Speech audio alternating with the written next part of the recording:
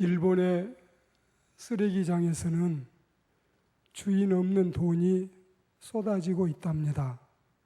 지난 4월 군마현의 한 쓰레기 처리 회사는 혼자서 살다가 죽은 노인의 집에서 나온 쓰레기 더미에서 검은 봉지에 담긴 현금 4억 원을 발견했습니다. 버려진 유품 속에 섞여 나온 돈이 지난해에만 무려 1,900억 원에 달할 정도라고 하니 일본서는 쓰레기장만 잘 뒤져도 돈벌이가 될 것 같습니다. 외롭고 궁핍한 생활을 하면서도 죽음 직전까지 돈을 생명줄처럼 움켜쥐고 있던 노인들의 강박관념에 마음이 서글퍼집니다. 돈은 써야 내 돈이다. 아무리 내가 벌어놓은 돈이라고 해도 내가 쓰지 않으면 결국은 남의 돈일 수밖에 없다. 우리는 이런 생각을 떨치지 말아야 됩니다. 노인들이 돈에 집착하는 이유는 자식이나 사회로부터 버림을 받았을 때 끝까지 의지할 것은 결국 돈밖에 없다는 데서 나오지만 사람이 그 정도로 비참한 경우를 당하게 되면 돈이 있더라도 별로 뾰족한 수가 없게 되고 마는 겁니다.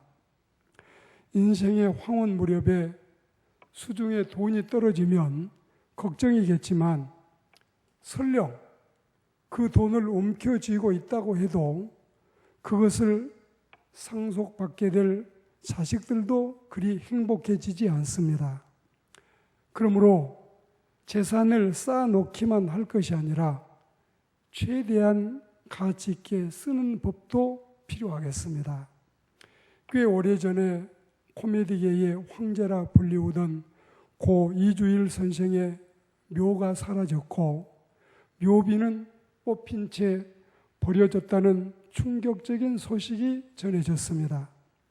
한참 밤무대를 뛸 때는 자고 일어나면 현금 자루가 머리맡에 놓여 있었다고 큰 부를 거머쥐었던 그가 했던 말입니다. 한때는 그의 보유 부동산을 지금 가치로 따지면 500억으로 추산됐다고 합니다. 폐암으로 세상을 떠나기 전에 금연 광고 모델로 나와서 흡연 인구를 뚝 떨어뜨릴 만큼 영향력을 끼쳤고 한때는 정주일이라는 본명으로 국회의원을 지내기도 했고 그리고 금연재단 설립도 꿈꿨던 그에게 대체 무슨 일이 있었던 것일까요? 유족들은 기껏해야 1년에 100만 원도 안 되는 묘지 관리비를 체납했을 정도로 그 많은 받은 유산을 탕진했다고 합니다. 추모 모임을 팬들이 열 공간조차 사라진 그의 사후가 참 딱하지 않을 수 없습니다. 잘못된 재산 상속은 상속인에게 독이 든 성배꼴이 되고 마는 겁니다. 국내 재벌가 치고 형제 간에 분쟁이 없는 가문이 거의 없습니다. 재벌집도 아니면서 요즘 홍업이와 홍거리까지 싸우고 있습니다. 이들이 아니라 평범한 가정에서도 추석이 되고 설날이 되면 끊임없이 형제 간에 싸우고 상속 싸움은 끝이 없습니다. 유산을 놓고 싸움질하는 자식들보다 재산을 물려주고 떠나간 부모의 책임이 더 크다고 봅니다. 단순히 돈만 물려주지 말고 화목하게 자식들이 잘 살도록 가르쳤어야 됩니다. 인생은 생전이나 사후나 언제나 미래를 생각하지 않을 수 없습니다. 선한데 돈을 쓸 지혜가 없다면 살아있을 때 가족과 함께 여행도 하고 먹기도 하고 또 필요한 사업 자금도 도와주면 그게 훨씬 낫습니다. 장의사에게 지불할 돈만 남겨두고 다 쓰라는 말은 미래 걱정에 너무 매이지 말고 현재의 삶에 충실하라는 뜻이라고 받아들여야 되겠습니다. YOLO, 이 YOLO, 이 말은 글자 그대로 인생은 단 한 번뿐이라는 가르침입니다.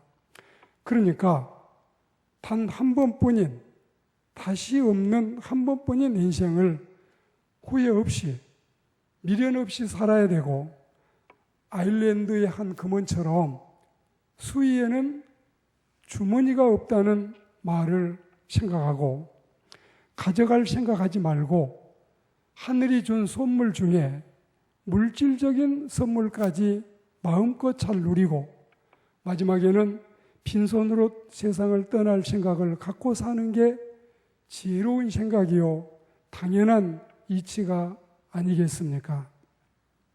그렇습니다.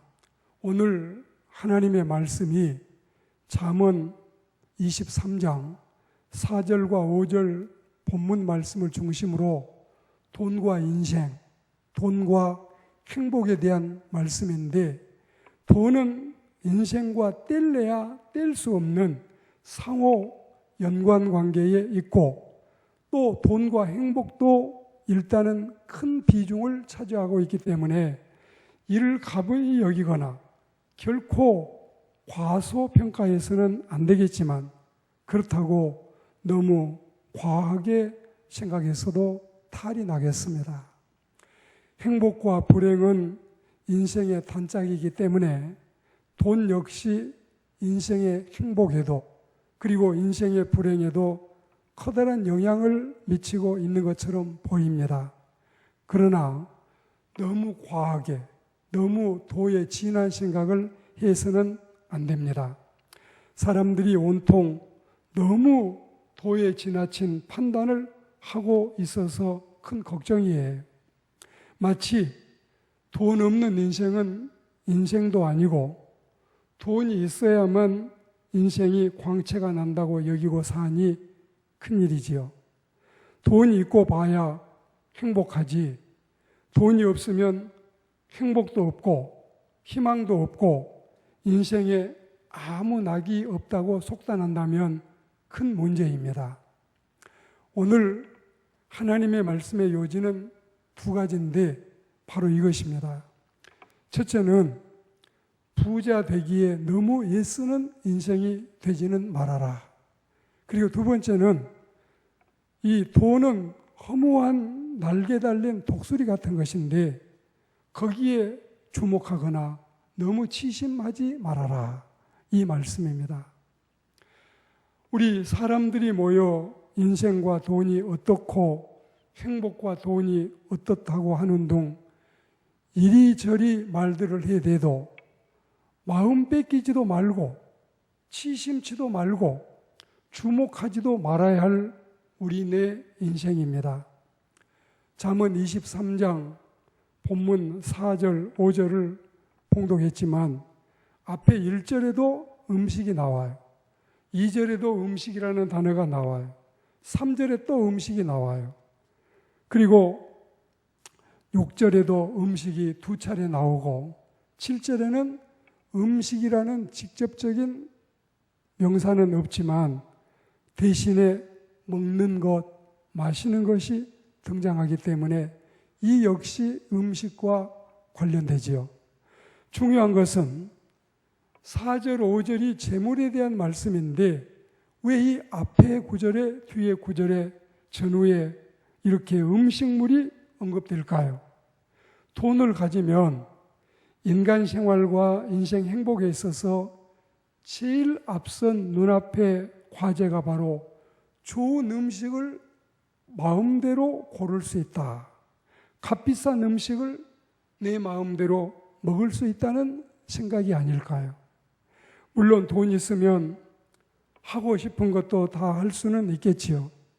그리고 또 사고 싶은 것도 모두 살 수 있다고 생각하겠지요. 어디 그뿐일까요?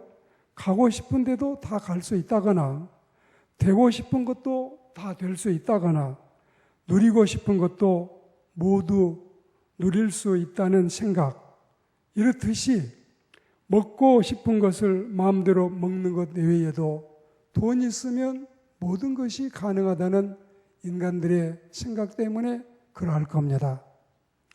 1953년생 미국의 철학자이자 하버드 대학교의 교수인 마이클 샌델이 펴낸 책 가운데 돈으로 살 수 없는 것들이란 그의 저서가 있습니다.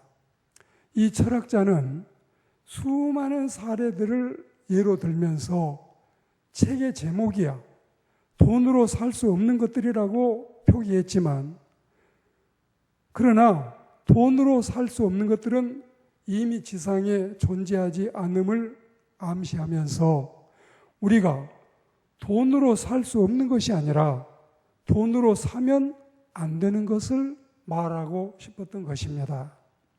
샌델은 그 이유에 대해서 두 가지로 요약을 해서 누누이 그의 저서에서 강조하고 있습니다.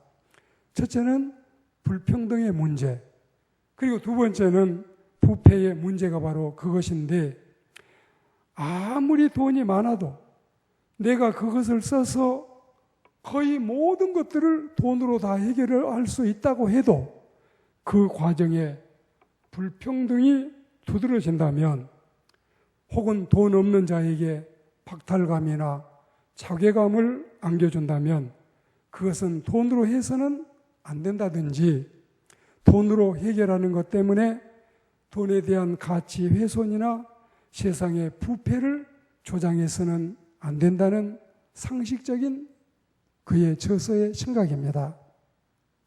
그러니까 이런 것들은 돈이 있어도, 아무리 떼돈 있고 아무리 돈이 낯가리같이 쌓여 있어도 불평등이 된다든지 부패의 문제가 된다면 그건 돈으로 해결하지 말라는 뜻이고, 돈으로 해결해서는 안 된다는 뜻입니다.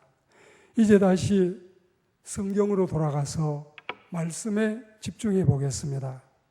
부자 되기에 애쓰는 일이 너무 심하지 않기를 바란다. 모두가 부자 되시오 하고 인사하지만 우리는 부자 되기에 힘쓰고 애쓰고 노력하지만, 그러나 너무 과하게 도에 지나게 부모님께 효도하는 일도 잃어버릴 정도로, 형제 간에 오해하는 일도 팽개칠 정도로, 친구 간의 우정을 깨도 될 정도로 돈을 과하게 중히 여기거나 부자 되기에 힘쓰고 인간 도리를 하고 살지 못할 만큼 돈에 치중해서는 안 된다는 뜻입니다. 이런 주장은 우리가 이방인 종교에서도 나타나고 있습니다. 그리고 이방 종교에서도 이 물질에 너무 치중하지 말 것을 가르치고 있습니다. 그렇지만 이방 종교의 교훈과 성경 하나님의 말씀의 다른 점은 두드러집니다. 성경은 하나님을 제일로 사랑하기 위해서 재물을 더 사랑하지 말라는 뜻이에요. 그러나 유교와 불교 등은 참 하나님과 관련이 없이 재물이 참된 행복을 인간에게 안겨주지 못한다고 가르치면서, 그러기 때문에 너무 돈에 치우치지 말라는 뜻입니다. 물론 이 교도들의 주장도 일리는 있지만, 그러나 성경이 더 정확하고 핵심적인 진리를 우리에게 가르치고 있는 것입니다. 허무한 날개 달린 독수리 같은 재물, 거기에 너무 주목하지 말라는 뜻입니다. 재물은 그것을 모으는 동안에 고통을 주고, 그것을 잃었을 적에 한스럽고, 그것을 가지고 있는 동안에는 사람이 미친다고 했습니다. 그렇다면 어떻게 그것이 행복을 갖다 준다고 할 수 있을까요? 부자는 옴을 두려워하고, 부자는 물과 불도 두려워하고, 부자는 도둑을 두려워하며 부자는 자기 민족도 두려워한다고 했습니다. 그는 살아있으면서 그리고 늘 죽는 것 같이 지낸다고 했습니다. 오늘 말씀을 결론하겠습니다. 재물이 사라짐같이 독수리에 날아가는 것 같이 이것들은 허망하게 없어지는 것인데, 독수리가 날아가는 것은 우리 눈이 따라갈 수 없을 정도로 빨리 사라져 버립니다. 돈을 어느 정도만 믿지 그 이상, 더 이상 지나치게 돈을 믿지 마십시오. 돈은 침대는 사도 잠은 못 사고, 돈은 책은 사도 지식은 못 사고, 돈은 결혼을 할 수는 있어도 사랑은 살 수 없습니다. 소찬이라 해서 너무 무시하지 마셔요. 진찬이라 해서 너무 탐하지 마셔요. 부로 얻어지는 쾌락은 이슬방울과 같이 덧없어서 잠시 웃고 있는 동안에 쉬 사그라들고 없어져 버린다. 이것은 타고르라고 하는 유명한 사람이 우리에게 교훈으로 남기고 간 명언입니다. 사랑하는 형제자매 여러분, 사는 동안에 몸이 아픈 것보다 건강한 게 좋겠어요? 돈이 없는 것보다 있는 게 좋겠어요? 평범한 시민도 좋지만 물론 출세도 여러분들은 추구하고 있지요. 그리고 또 이 세상에서 기왕이면 광나고 또 빛나고 자랑스러운 삶을 추구하겠지요. 그러나 그것은 한도가 있고 물질도 우리에게 한계가 있으니 돈보다도 사람을 더 사랑하고 돈보다도 하나님을 더 사랑하는 우리가 된다면 하나님이 이 모든 것들을 보너스로 우리에게 주실 것입니다. 그러나 우리가 돈을 하나님보다 사람보다 더 사랑하면 우리는 부자도 되지 못하고 또 하나님도 잃고 사람도 잃게 될 것입니다. 하나님을 더 먼저 섬기는 미국 사람들은 신앙도 지키고 물질의 축복도 받았지만 돈을 먼저 치중했던 아르헨티나 사람들은 하나님도 잊어버리고 그리고 재물도 충분히 원하는 만큼 얻지 못해서 한탄을 하는 고백이 우리 마음속에 울림이 됩니다. 오늘 우리는 돈과 인생, 돈과 행복을 말씀을 통해 들으면서 후회 없고 미련 없는 아름다운 인생살이를 우리의 몫으로 차지하고 사시다가 후회 없이 미련 없이 세상을 떠나가시게 되기를 주의 이름으로 축복합니다.